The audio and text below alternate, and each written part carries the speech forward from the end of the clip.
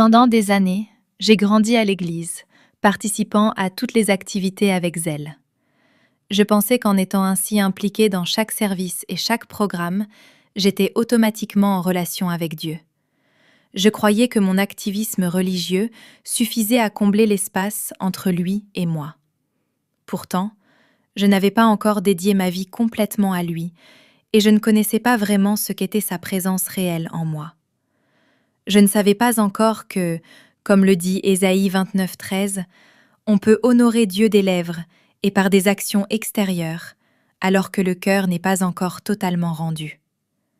À l'époque, je ne comprenais pas la profondeur de ce verset, mais c'est exactement ce que je vivais. Une religion d'habitude et de présence physique, sans la puissance de la révélation intérieure.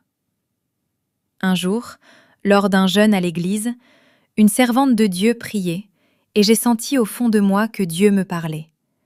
J'ai essayé d'ignorer cette voix, mais le Seigneur a insisté durant mon sommeil.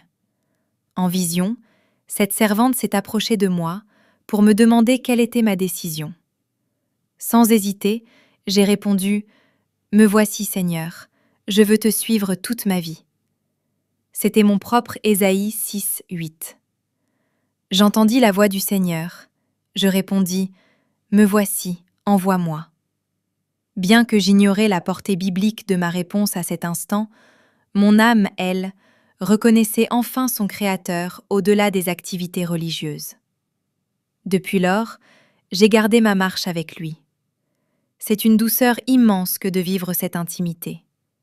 Aujourd'hui, si je fais quelque chose qui déplaît à Dieu, il m'exhorte, me rappelant qu'il veille sur ma sainteté.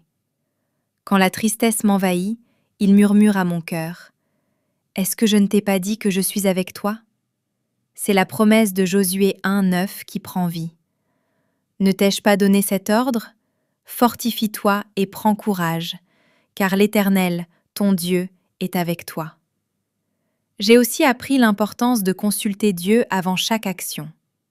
En lisant l'histoire de David à Keïla dans 1 Samuel 23, j'ai compris qu'on ne peut pas avancer sans son approbation. Désormais, je fais de même. Si Dieu dit « va », je marche. S'il dit « non », je m'arrête, car il m'a fait comprendre que je suis son enfant et que c'est lui qui décide pour moi. C'est l'application de Proverbe 3:6. Reconnais-le dans toutes tes voies et il aplanira tes sentiers. Aujourd'hui, prédicateur de l'Évangile, mon but est de prêcher Christ partout jusqu'à mon dernier souffle. Mon conseil pour vous aujourd'hui est d'examiner votre propre marche. Vous pouvez être présent dans toutes les activités de l'Église, comme je l'étais, en pensant que cela définit votre relation avec lui. Mais au-delà des services, combien de fois as-tu réellement entendu la voix de Dieu ? Es-tu vraiment sûr que ta vie appartient à Christ, ou es-tu simplement un habitué des activités ecclésiales ? Ne confondez pas l'agitation religieuse avec l'intimité véritable. Apprenez à faire silence pour écouter les murmures de l'esprit et ne prenez aucune décision sans avoir d'abord consulté le trône de la grâce. Votre sécurité et votre paix dépendent de sa voix, pas de votre emploi du temps à l'Église. Méditez sa parole sans relâche pour distinguer sa voix et passez de l'activité à la véritable identité en Christ.